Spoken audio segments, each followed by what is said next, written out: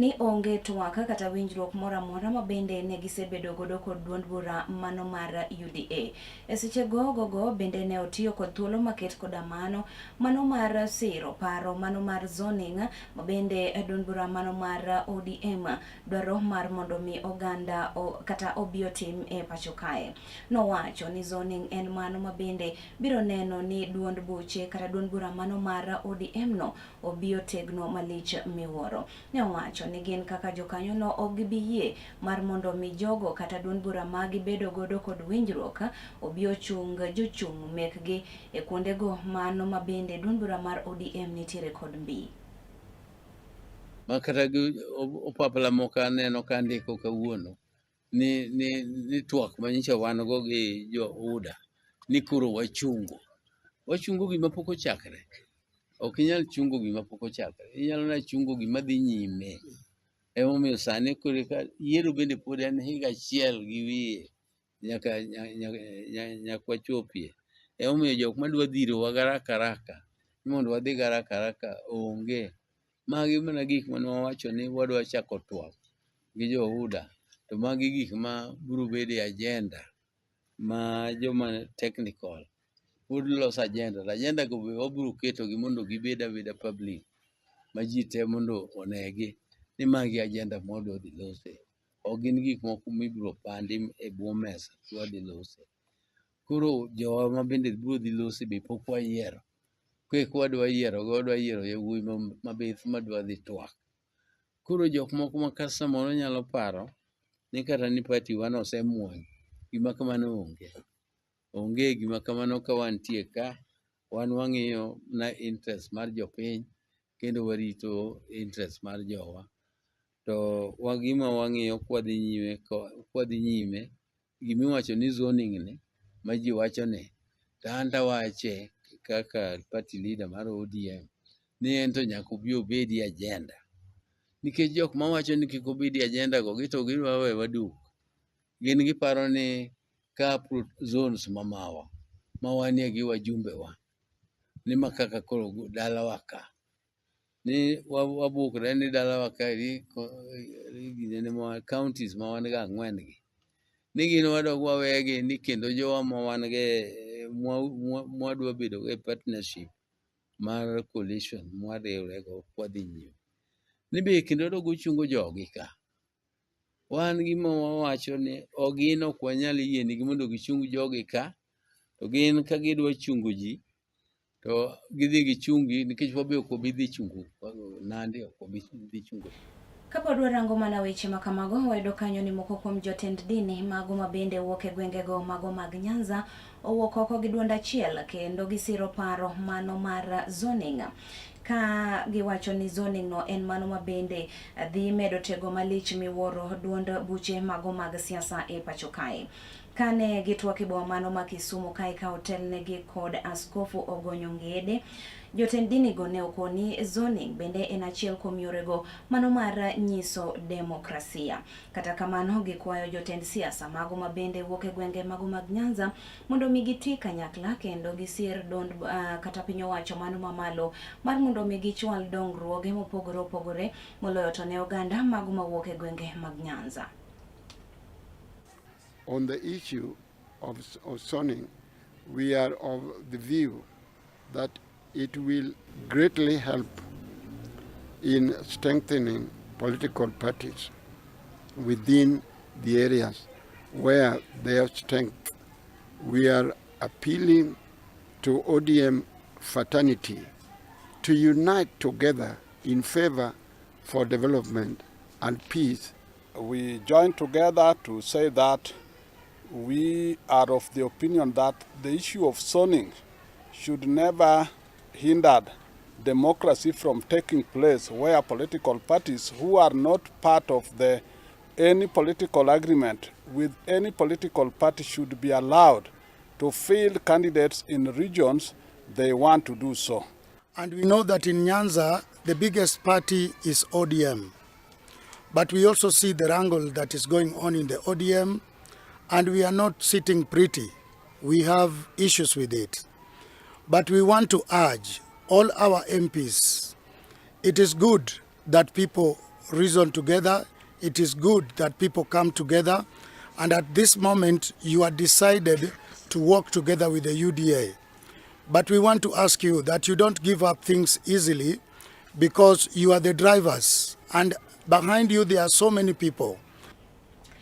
Paro mano mar zoning pod dhi nyime golo paro mathoth e pacho kae moloyo to e kind jotelogo mago mag siasa. Kane oloso e wach makama, woman rep mano ma kaunti ma Migori moluor Fatuma Mohamed ne okwayo jotelo mago mabende wuok e gwengego mago mag Nyanza kaachiel kod pacho kae mangima mar mondo mi kik giluor zoning. Wirani en achiel kuom yorego mago mabende dhi nyiso demokrasia e duond buche mago mag siasa. Bende wach makama kata paro makama ne osir kod jaod bura Otiende Amolo. Kuna wale nia yao ni ODM iko mbali na UDA, ndio waivunjike waingie kwa bedroom. Na tunasema Yesu yupo na tunamwabudu Mungu tunayemjua. Tutagombana ndani ya bedroom lakini tutaelewana. Zoni niko tayari. Isiwe zoni niko tayari. Si nilinyang'anywa ticket na niliingia na independent. Wanaume wanaogopa.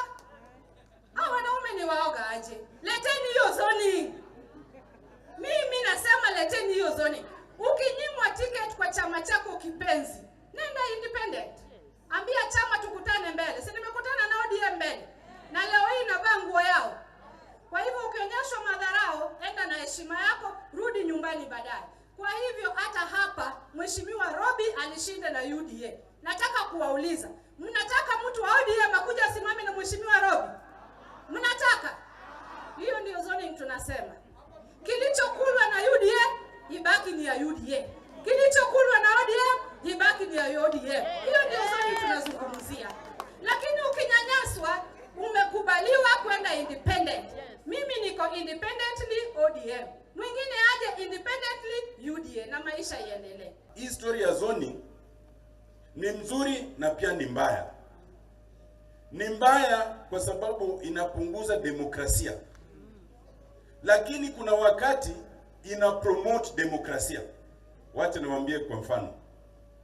Baba when he was alive, hapa Migori alituambia there is no way mnaweza kuchukua governor, wale majority wachukue governor, wachukue deputy governor, wachukue women rep, wachukue senator, wachukue kila kitu. Kwa hivyo kuna sehemu zingine inabidi useme tuko wengi, kila mtu lazima apate. Hiyo pia ni zoning ya aina nyingine. Lakini ile mbaya pia ni ya kusema sasa, kwa sababu tuseme eneo ya Siaya ati only ODM is popular, alafu nachukua wale hawako popular, alafu naambia watu ni huyu ndio lazima uchague. Kwa hiyo inaweza kuwa mzuri, inaweza kuwa mbaya, lakini la muhimu ni hivi: hakuna haja kwanza kubishana, iwe kwa matanga, iwe kwa press conference, iwe kwa mali kama hapa penye tumekuja kuchanga pesa. The place for those kind of talk is in negotiation. We must have, and I've always insisted, a structured negotiation. Come and say why zoning is bad. Come and say why it is good. Tutaelewana. Speaker Marod Bura Mamalo Moses Wetangula ogolo siem mager pino ne governors magoma pacho kae moloyo to mago mabende osebendo kabuono chopo e nyim od buch Senate mar mondo mi odadhogi kotenre kod yorego mago mabende ne gitiyo kod omenda jo Kenya. Speaker Wetangula owacho ni biro kawo negi ondamo mager kanyo mabende ndhiyogi kaachiel kod dirogi e od ang'ech. Governor na governor wote, sisi kama bunge, we shall not compromise on oversight. We will not compromise on oversight. For whom much is given, much more is expected. Huwezi kuchukua mabilioni ya ushuru ya wananchi, na ukiulizwa hii pesa imefanya kazi gani, unaanza kupiga kelele na kusema siwezi kuja kujibu maswali. Lazima wote wakuje bunge, na senior counsel Otiende Amolo, you are the leader of my legal team. You must now establish criminal sanctions for those who avoid responsibility and accountability. Kwa sababu hii pesa sio governor, ni ya nyinyi wote. Na tunataka pesa ikipewa governor he's only but a public trustee and a custodian of public good. Akiteleza lazima achibu maswali.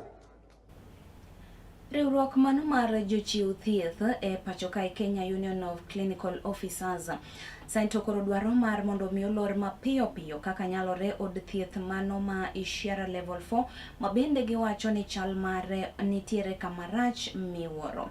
Giwacho ni od thiedhno ok chiw thieth e yono makare, kabende kata yedhe onge e od thiedhno, kabende kata okang' kata onge jochiw thieth kata clinical officers mago moromo e od thiedhno. Kenya Union of Clinical Officers KUSO maen riwruok mar jochiw thieth e pacho kae dwani olor mapiyo kaka nyalore od thieth ma Ishiara level 4 kagikoni chal mare ok ber kendo chenro mag thieth ok chiw maber. KUSO dwani komiti mar od buch Senate mochung' ne thieth otim nonro e od thiedhno. Jagoro mar KUSO Gibore ne owacho wechegi bang' ne timo limbe e od thiedhno. Hii hospitali inatakiwa kufungwa kwa dharura, na wasipofanya hivyo we are mobilizing all the other healthcare workers. Tutaondoa wahudumu wa afya katika hospitali kama KMPDC ile ambayo inahusika kuregister facility, na pia wale ambao viongozi ambao wanahusika, hata waziri. Hii hospitali isipofungwa, sisi tutaondoa wahudumu wa afya katika hii hospitali. Jatelono ne onyiso luoro mare e wi nok mag jochiw thieth e od thiedhno ka omedo ni od thiedhno ni mana kod clinical officer achiel kende ma osebedo karango jotuo duto. Hali inaitwa level 4. Tunataka kuinvite Senate ikuje hapa iangalie kama hii ni level 4 na kama huduma ambazo zinatakikana kufanyika hapa ziko. Actually this is a level 3. Is even not a level, it should be treated like a level 2. Ne omedo ni od thiedhno onge koda ka yedhe ka jotuo kinde mathoth ichuno mondo mi ong'iew yedhe oko mar osiptalno. Ne omedo ni od thiedhno onge koda ka migepe moko ma ochuno kaka mano mar radiology. Wodi ambaye inatakiwa kuwa separate ya watoto na wamama imewekwa pamoja. Watoto na wamama wanalala pamoja, wanatumia choo kimoja na hata hakina mlango na hata mlango ya bafu haiko. Na hiyo ndio imekuwa sababu na kero kubwa kwa community hii, na wamesema warudishe waweze kukuja hapa. Maji yenyewe ni maji chafu, disturbed water, ile ambayo hata huwezi ona kitu, hata ukidrop hata shilingi hata mawe ndani huwezi iona. Lakini hiyo maji ndio inatumika kupika, ndio inatumika kila sekta. Hata wagonjwa ndio maji wanatumia kumeza dawa. Korka kore, jagoro mar KUSO e bade ma Embu County, Mikai Jacinta Rwamba, ne oywago mana sand kod buon ma ibuono gi godo koda apisas mag county no. Na hii maneno sio mpya, ni maneno yenye tumekuwa sisi tukiongea, tukiambia serikali. Tumekuwa na mikutano tangu 2024, tunajadiliana na serikali sababu ya hii kitu.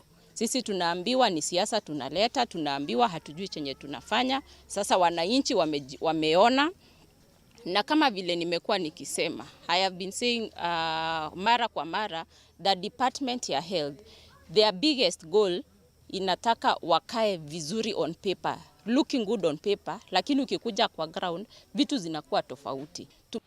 Nekala TV and Brenda Agenyo. Gilipot momiwa kod Brendan bende ematera yoyo mano mokwongo kata kamano kikidhi mabor bang'a thuolo machuok aduogo kae kod weche mamoko.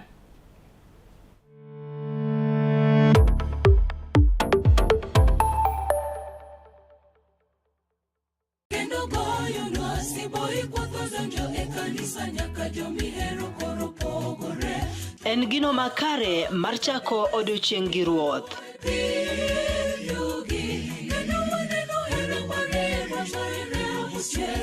Ka igwedhori gi wendego mag pak masudi machiegni gi ruodhi.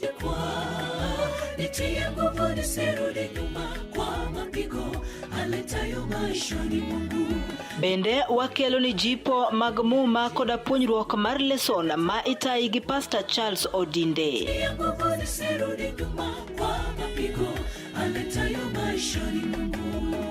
Riwri koda an Brenda Agenyo Nyasuba Nyanam e chenro mar sabato maler ngeso ka ngeso chakre sa 12 mar okinyi nyaka sa 3 okinyi to mana e wang jowi mar Kala TV nikech ma e odwa.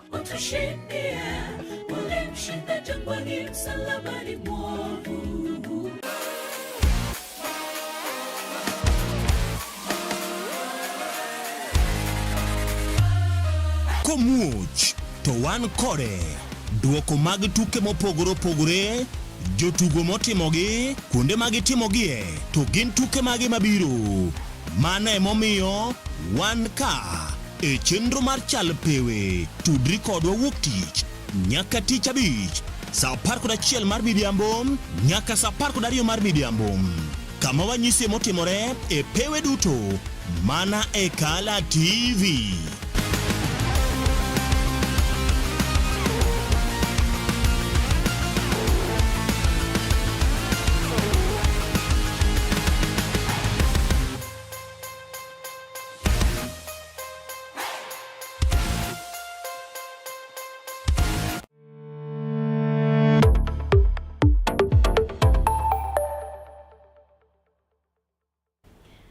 Machiegni kendo wadhi nyime yena mondo mi achwali achiel kachiel nyaka kaunti mano ma Migori kocha. Wayudo kanyo ni piny owacho mano ma Migori ne jolando kanyo thuolo mago mag tije mabende romo 1,000 duto te. Rowere mago mabende wuok e kaunti no jiw mar mondo mi oti kod thuolo no mar mondo mi giyud tije kendo gipogre kod timbego mago mag siko soko wang piny owacho ewi rem kata noka mago mag tije. Bende ojiwgi ni gipogre kod weche moko mago mag chiwo mit bilie eka giyud tije. Ose yangore ni thoth rawere onge koda ka tich pacho kaeki. Wira ni onge gikawo okang' mar oro oboke magi mag kuonde mag tiegruok kotone koda ka somo mabende gin godo mopogore opogore. Ma biro mana bang'a thoth rawere sayo piny owacho kaachiel kod tendo counties mago mapacho kaeki ni onge koda ka thuolo go magoromo ahinya to ne mago mag rawere ma chuno kweth bunge la wananchi kaunti ni Kima Migori ka otelnegi kod Charles Osewe mondo mi koro to kwa rawere gi ahinya to mondo mi gi kwayo magi e kuonde go mag tije mopogore opogore. Vijende osabedo ka ywak ni gionge tije to kel negi tich mondo mi giti apply kinge maber ni kare utese ni beyo gidhi interview to timni interview mondo mi okawi wach mar wuotho ka gi kacha cha ni mar okaw kuomi siling 500 mara kiache yaman ki okaw pesa di ka in ga diera no okaw pesa kuomi to dhi ka police dhi report nyaka gi ng'ama okaw pesa no kuomi mondo mi wacha diera nikech ok wanyal kedo ni ka tich onge twago koko ka tich owuok bende mana koko to gi vijende monindo go tese ute mok dwa golo tese gi mondo dhiyo otere public service board mondo mi okaw gi e tich uninde itu une vijende achiel mago koko go nekech inindo go tas koro ng'ama dwa biro omi odi kata ng'ama dwa biro omi ot ni bondi golo tese bondi dhi e tich en ng'a kaw jukumu mari kaka ng'ama osomo tero tese ni bondi tere public service board bondo ka jogo odhibitisha ni otese ni beyo omi tich bondi ti. Ndio Kosi Elijah maene jakom bunge la wananchi kar chungo dura Masuna East omedo kwayo rawere gi mondo koro tuwuog oko kar rombgi ahinya to kotenore koda ka tije go babende no lande koda ka 10 county ma Migori mondo bi giyud thuolo margi kaka oganda jo Kenya. Ende ne vijende wa ma Migori county daer mar kwayo ni weuru kiko ite jopiny county government no lando tich en kwayo na makende ni mondo wuog oko udhi apply kanu timo application dhiuru for interview jok mano bedo shortlisted mondo dhi kuom interview to propaganda mawuok ka ma ieneza gi kijende wa moke town kani ok ber onge pesa ma chairman mar public service board engineer David Ochola osekwayo ng'ata madhi interview kendo onge pesa mora mosekawo daer mar kono ni siling 500 ma awinjo ka uwacho no mano pesa ma advocate certify go documents meke jok mobedo qualified madhi interview nigi kara gi notese mabeyo kata gi notese mothedhi to kopo ni gi notese mabeyo to in thuolo mar kawo time ni mondo medhi e public service board mondo idhi tim interview kopo ni kalo interview tidhi kawi mondo mi tijno Ne Kala TV kowuok e kaunti ni Kema Migori, nyinga Gorkolin. E weche mag mamoko wayudo kanyo ni kweth mago mag rowere mabende wuok oko mago mag jiwo oganda mondo mi gindikre kaka jolut ombulu mabende dhi nyime pacho kae mano mangima mago mabende luongre ni Niko Kadi ne ochopo e kaunti mano ma Kisumu kae kama bende ne gijiwo oganda go mabende pok ondikore kaka jolut ombulu mondo mi gitem matek gindikre kaka jolut ombulu ne ikruok ne yiero maduong' ma idhi timie pacho kae higa mano manyien.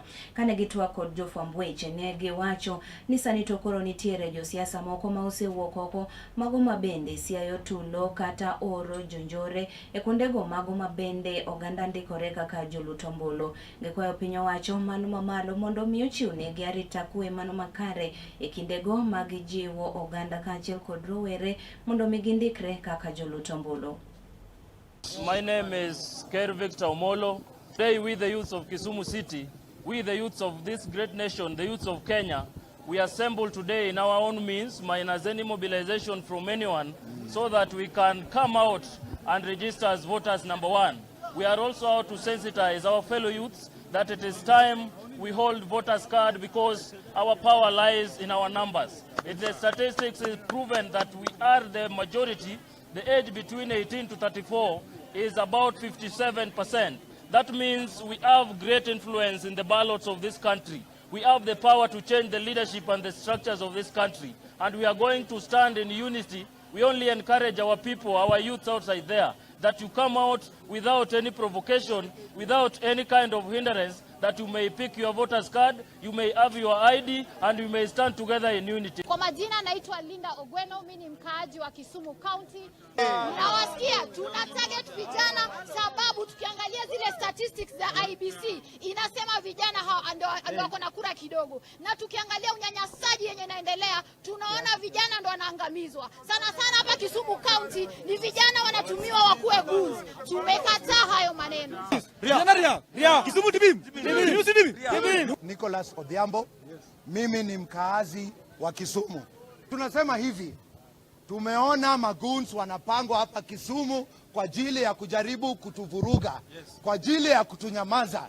Sisi kama vijana wa Kisumu, sisi kama Gen Zs wa Kisumu, tumesema tutasimama kabambe. Sisi tumesema kwamba maendeleo na nguvu yote ni ya wananchi. Chapter 1 of the Constitution inatupatia nguvu ya kubadilisha hii nchi. Na tunasema hivi, tuko kadi, tunachukua kadi na tunasema Anaconda must go. Kopogre kod mano wayudo kanyo ni johala go mago mabende timo ohala e bomano mano mabusia sainto koro ntiere kod luora mano matamre kod nono kaluore kod ndicho kachiel kod lal mabende ne olal godo kod achiel kuomgi Ahmed Ali Ibrahim dweche adek mago mabende okalo. Ka gikoni chal ka gima ne olal kode kod jok moko mago mabende ne orwakore kaka apisaza mago bila e kindego mane odhi e boma mano ma Nairobi kocha. Johala go sainto koro dwaro mar mondo mi piny owacho otim nonro matut kendo ndhi jogo mabende itudo kod ndicho kaachiel kod lal gi jaohala Ibrahim.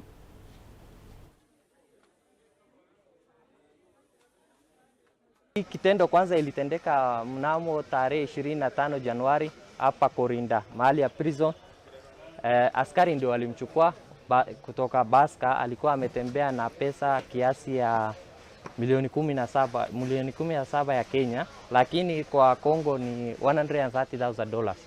Sasa alikuwa ameshikwa hapa Korinda kwa prison na ni askari wenye wanajulikana kwa makondakta na madriver wa Baska. Sasa hiyo ripoti tulipeana, mpaka wa leo hatujapata usaidizi wowote. Tuko na uhakika ako kwa mkono wa serikali, lakini hatujapata popote chenye yeye ako. Sasa tunaomba serikali kutoka president mpaka kwa Minister Murkomen na idara husika akina DCI, tafadhali sana tunaomba hiyo pesa imekatiza kazi hapa, mtusaidie. Tunauliza kama huyo kijana ako ama kama alishikwa, si haki tendeke, aletwe kotini ama pesa ya wageni wetu irudishwe, kwa ajili hata sisi biashara yetu imerudi chini. Sasa hii Wakonga hawezi kununua samaki kwa ajili pesa yao ilipotea. Hata samaki unaona nyuma hapa ni samaki, hapa hizo kwa vibanda ni samaki, hizi ni samaki zote. Sasa hao Wakongo ndio walikuwa wananunua samaki yetu, pesa yao ilipotea. Sasa kuna vile wanaweza nunua samaki. Tunaomba biashara yetu imerudi chini, tupate pesa ya wageni wetu. Kwa ajili hiyo pesa ndio tukipata, yani wakinunua samaki ndio hata sisi tunapata vile tunakula. Huruma utusaidie katika hii soko. Tuonee ujaziri wako kama mzazi we pia, ili uweze kututafutia huyu kijana wetu tukaweze kumpata na pesa tufanye kazi vile tulikuwa tunafanya. Tutaenda wapi? Serikali ya Kenya tutaenda wapi sisi wa Kenya? Tutakuwaje Wakongo wakitoroka soko warudi makwao, na hao ndio tegemeo letu na watoto wetu na nyumba zetu. Mimi nafanya biashara ya samaki. Sasa tunatoka Kongo tunakuja na pesa. Pesa ya Kongo haifanye kazi hapa. Tunatoa pesa ya Kongo, tunachange kwa dola, tunaleta hii dola tunampea dokta. Sasa toka mwezi wa kwanza tulimpea dokta pesa yetu, abadilisha atupee pesa ya Kenya. Hadi saa hii atujue pesa yetu iko wapi. Eti walishika mwenye alibeba pesa. Ndio tunakaa hapa mwezi 3 hii, atupate hata usaidizi wote. Gikanyo bende madikela giko marmi weche manyena mago maga machiegni pacho. Erokamano ne jogo mago mabende usebedo kaneno wa yor Facebook kendo cholonwa ote mago machok. Doctors Jerry Otieno erokamano ahinya kuom ote ni aneno kanyo Lewis Woda Wasi Boda bende wacho ni weche manyien mag machiegni pacho chopo ne achiel kachiel Wasi Boda. Jamta Woda Wasi bende wacho kanyo ni watching live from Awasi Boda matho. Erokamano kuom kawo thuolo mare kendo rango weche manyien gi nyinga Nelly Achieng' Ndine jaloko mara Bella Achieng'.